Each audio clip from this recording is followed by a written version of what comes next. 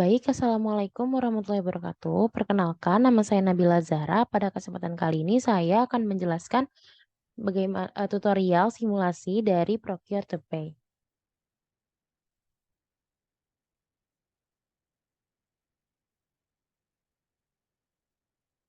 Sebelumnya, saya akan menjelaskan apa itu Procure to Pay. Procure to Pay adalah proses di dalam bisnis, mulai dari permintaan pengadaan, pemilihan, pembelian, hingga pembayaran atas barang dan jasa yang dilakukan dalam skala besar.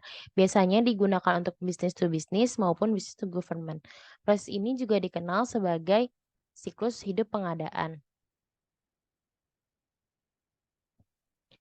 Selanjutnya, pada Procure to Pay terdapat beberapa tahapan, yaitu yang pertama pembuatan request for quotation.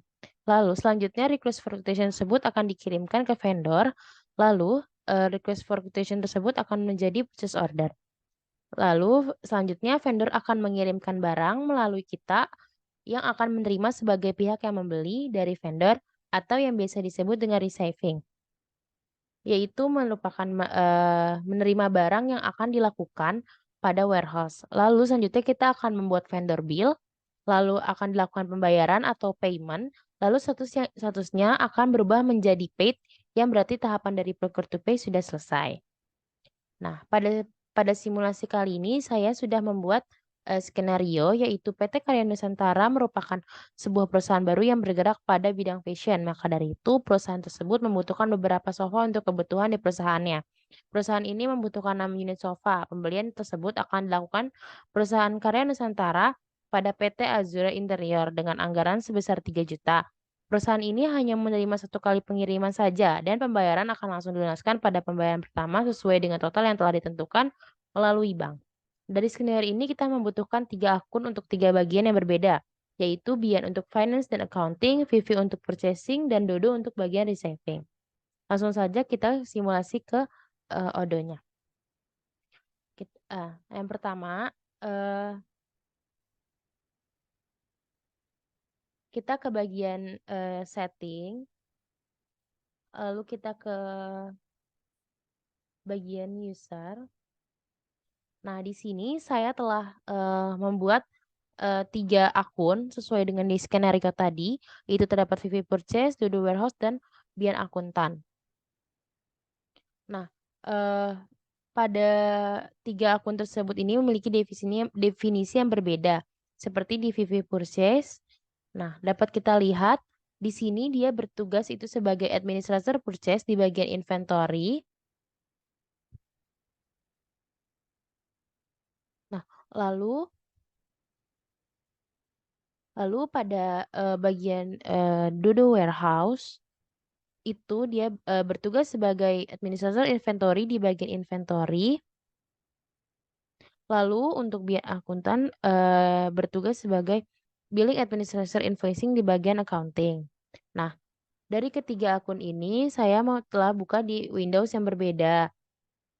Nah, selanjutnya untuk memudahkan kalian dalam mengakses akun tersebut, kita perlu merubah password dengan cara klik action, lalu change password.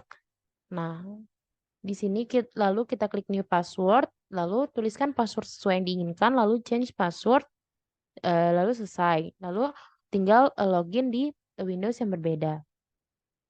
Setelah itu kita langsung saja ke bagian Vivi Purchase. Lalu sebelum kita lanjut itu pastikan kalian sudah mengaktifkan modul invoicing, modul inventory, dan modul purchase. Langsung kita ke simulasinya. Yang pertama kita ke akun Vivi Purchase. Lalu kita klik ke bagian, kita ke Purchase. Lalu kita ke bagian produk. Di sini klik produk. Lalu kita lihat di sini ini beberapa produk. Kita lihat sesuai yang kita kebutuhkan. Dan di skenario saya membutuhkan sofa, maka ini produk yang nanti akan saya gunakan. Lalu kita ke orders, kita ke request for quotation. Setelah itu kita klik new, kita buat request for quotation baru sesuai dengan tahapan yang tadi saya jelaskan di awal. Lalu vendornya sesuai di skenario saya menggunakan Azure Interior. Produknya itu kita tadi sesuai dengan yang kita bilang itu sofa, three, ini three seat sofa dengan kuantitinya itu adalah sebanyak 6. Dengan price-nya itu sesuai dengan budget itu karena kita budgetnya 3 juta dan kita membutuhkan 6 sofa, berarti untuk satu sofanya itu kita membutuhkan harga yaitu 500 ribu. Maka dapat dilihat totalnya yaitu adalah 3 juta. Setelah itu eh, kita send email ini ke vendor. Kita klik send by email. Nah, di sini sudah lihat tadi terlihat nomor dari request for quotation. Kita tunggu sebentar.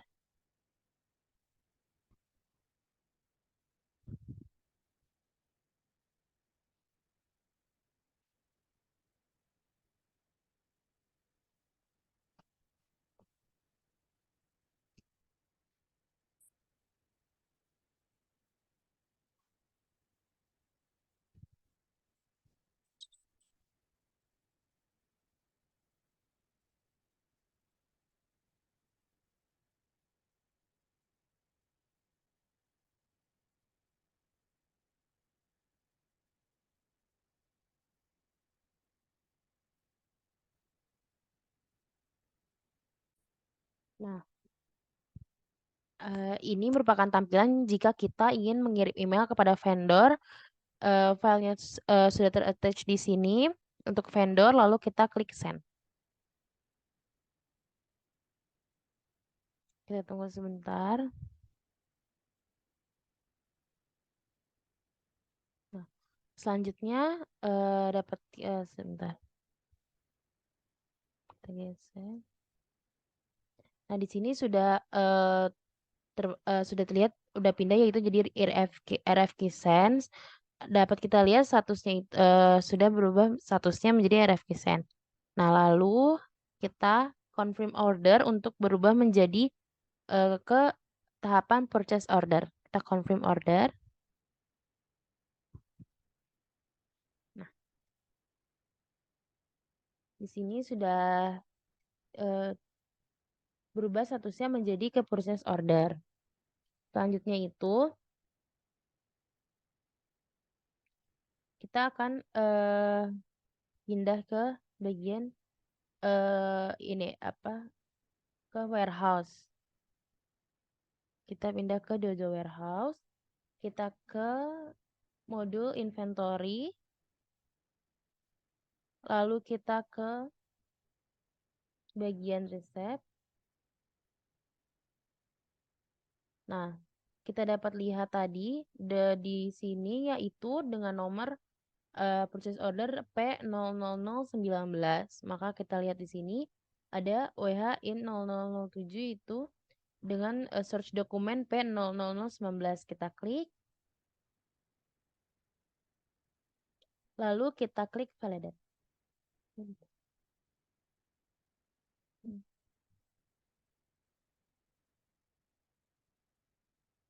Apply. Nah, di sini kita dapat lihat sudah berubah statusnya menjadi down. Selanjutnya kita kembali ke purchase, kita reload dulu. Sebentar kita login ulang. Nah, kita sudah kita lihat sudah di sini the reserve quantity has been updated. Sudah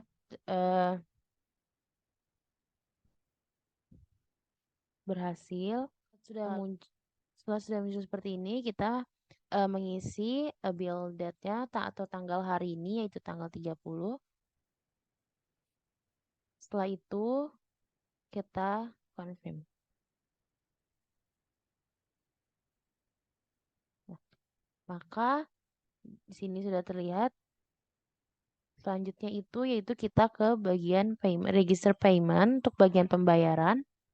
Nah, sesuai yang di skenario tadi, pembayaran dilakukan yaitu melalui bank dengan sekali pembayaran langsung lunas. Jadi kita milih metode paymentnya itu adalah manual. Lalu kita klik create payment.